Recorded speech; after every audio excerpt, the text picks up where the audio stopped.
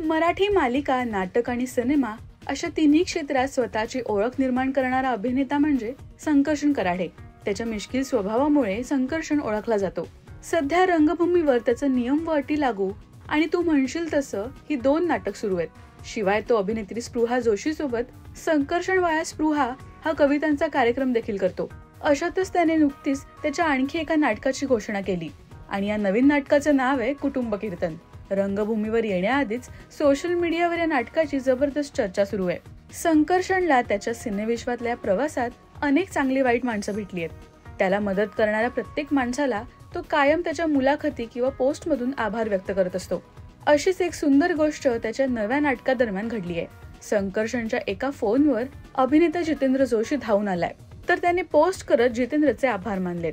जितेंद्र जोशी, आभार मानायला शब्द नाहीयेत. नाटकासाठी अत्यंत महत्वाची, नाटकापूर्वी रंगमंदिरात वाजते ती अनाउन्समेंट. कुटुंब कीर्तन नाटकाची अनाउन्समेंट कुणी करावी असं सुरू असताना मनात जितेंद्र जोशी हे नाव आलं. दामले सरांच्या कानावर घातलं. तेही एका क्षणात म्हणाले डन. त्यानंतर मी सकाळी 11 वाजता जितेंद्र जोशींना फोन केला.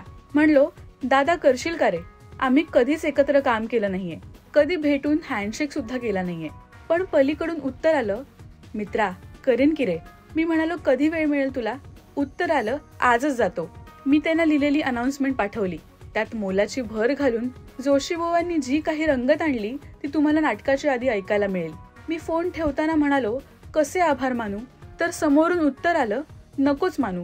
कधीतरी तुला पुढचं संकर्षण फोन करेल, त्याला अशीच साथ दे. यावर मी निशब्द. काय बोलायचं?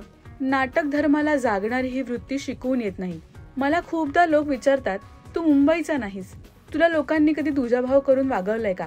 त्याचं हे उत्तर, मला या शहरानं आणि माझ्या कामानं अशी माणसं दिली आहेत जी एका भेटीत एक 400 पानांचं पुस्तक वाचल्याचा आनंद देतात. मी हे कधीही विसरणार नाही. जितेंद्र जोशी, तुम्ही कमाल केलीत, असं कॅप्शन मध्ये म्हणत त्याने जितेंद्रचे आभार मानलेत. संकर्षणच्या नाटकाबद्दल बोलायचं झालं तर ज्येष्ठ अभिनेत्री वंदना गुप्ते, संकर्षण कराडे आणि तन्वी मुंडले हे कलाकार पाहायला मिळणार आहेत. तर संकर्षण स्वतः या नाटकाचा लेखक आहे. 21 मार्च पासून हे नाटक प्रेक्षकांच्या भेटीला येत आहे. तुम्ही या नाटकासाठी उत्सुक आहात का?